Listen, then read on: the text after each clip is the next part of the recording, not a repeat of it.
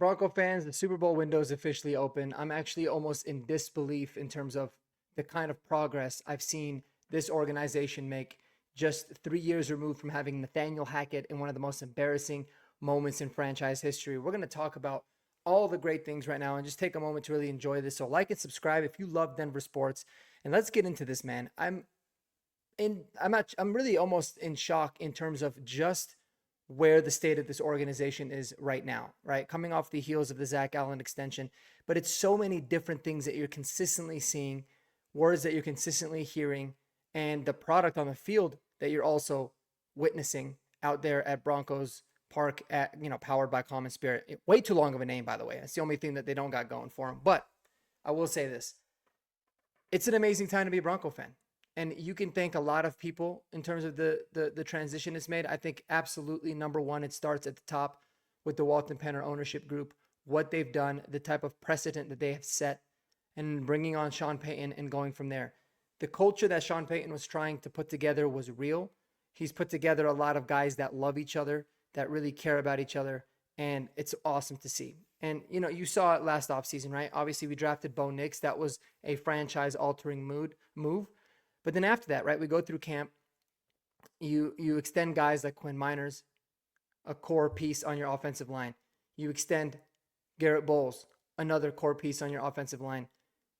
You give PS2 a monster contract, another core piece of your defense, right? Ends up winning Defensive Player of the Year. Jonathan Cooper, another core piece of your defense. And it continues on in this offseason. We now have a longer-term agreement in stone with Sutton, one of Bo Nix's favorite targets, obviously our wide receiver one. And now we extend Zach Allen, and they're consistently all saying the same thing. It's not just about the fact that we're paying guys. It's about what they're saying. And this is a quote from Zach Allen. He said, "I just love what we're building here. I really can't say that enough.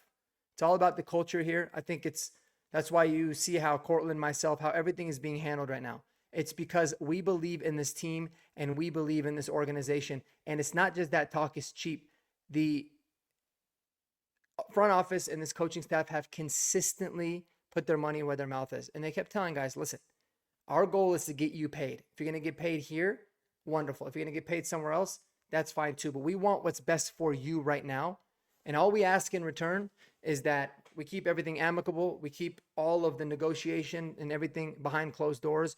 You do your part, we're going to do ours." And they've earned that trust from the players, right? It's why now the Commanders are having this issue with Terry McLaurin. Don't even get me going with the Cowboys and what's going on with the worst owner in the NFL, Jerry Jones. And yes, I said it. He is that terrible. Most overrated franchise and most overrated owner in all of sports. That's a whole nother rabbit hole.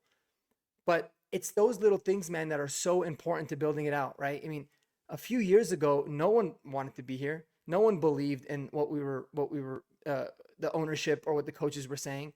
We were always opting to pay guys outside of our organization bad deals, guys that didn't fit our culture, before paying the guys internally that were core members of what it is that we did and the kind of leadership that we have. But it goes beyond just the contracts. Every single player is echoing the same sentiments when they're when they're giving a presser, and you can feel how genuine it is. With what Jaleel was saying yesterday, and he just wants to do his part. Malcolm Roach talking about how much he loves being here. He doesn't care if he's a starter or not. Everyone's so selfless, and they just want what's best for this team. And I love the camaraderie that we're building. It really is a wonderful thing, man. And, even Sean Payton talked about it today. He flat out said it. He's like, if you guys would have asked me this at the beginning of the offseason, obviously I wouldn't have told you this. But our goal always was Sutton first, Zach Allen second, Nick Bonito third. Now, there's some people in Denver media that took that a little bit different, right? Henry Chisholm and Zach Stevens on DNVR, loved their episode today. They had a little bit of a disagreement in terms of what the messaging behind that was. And I think both of them have good points. Henry talked about how he felt like him talking about Khalil Mack and the fact that, if you're not going to pay a guy like that, then who are you going to pay? Maybe hinted towards the Broncos being in on the Micah Parsons thing. Zach Stevens said, no, I think it's full confidence that this Nick Bonito deal is going to get done, whether it's going to get done today or in the middle of the season, it's going to get done. I tend to side a little bit more with Zach on this one. I think we're going to get the deal done with them, but it's just, like I said, you're not hearing any negative news. There's no distractions coming from this. It's all just love all the time.